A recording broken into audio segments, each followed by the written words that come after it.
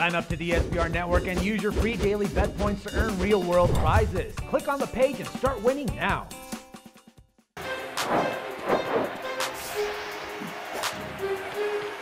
Welcome everyone, I'm Jordan Sharp. Game number 4 of the Western Conference Finals is set to tip off on Tuesday evening and should be a good one as the Oklahoma City Thunder won a game finally in game number 3 at home to make the series a 2-1 series now. And coming into game number 4, Oklahoma City has been favored here at 2.5 points at the NBA odds, total of 207.5. Now the big story, of course, game number 3 was the miraculous return of Serge Ibaka to the lineup. Really shifts the favorability back to Oklahoma City here in game number 4 after Ibaka showed that he was effective off of that calf injury, going 6 for 7 with 15 points, playing outstanding defense on Tim Duncan, holding him to 7 of 17 shooting.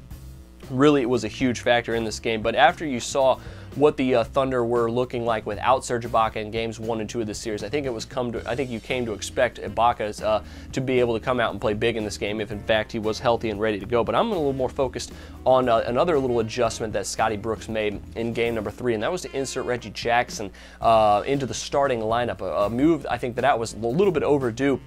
But putting him in instead of Thabo Sefolosha gives the Thunder a lot more offensive potency, especially shooting-wise and off the dribble as well, trying to defend that. So with Reggie Jackson and Russell Westbrook on the floor at the same time, Spurs really have to shift up their defense a little bit, and it showed in game number 3 here as the Thunder really blew out the Spurs. They really weren't ready for it. But I do think that the Spurs will hang tougher in game number 4, and I think that could lead to the under actually being the play at 207.5. Greg Popovich, as I've mentioned at times, is the king of adjustments in this series.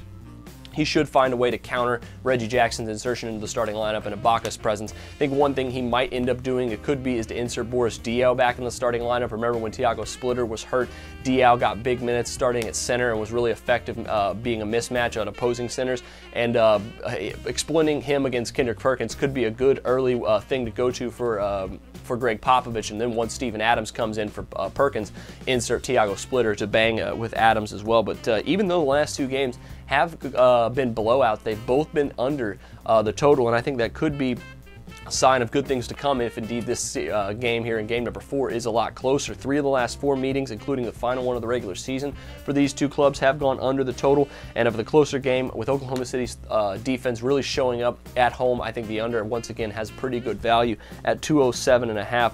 Westbrook really stepped up defending Tony Parker in game number 3. If we can see that again, it's just another factor that I think is going to lead to the under having some pretty good value. But I think the closer the game, the better the value for us on the under is going to be. And I think we're going to see a final score of like 104 to 101 with the under 207 being cash. So add that to your NBA picks. Best of luck to you on that one. If there is still time, make sure you check out my play for the Heat and the Pacers game number 4 in that series as well. But until then, I'm Jordan Sharp, and this has been another edition of the Sharp Pick.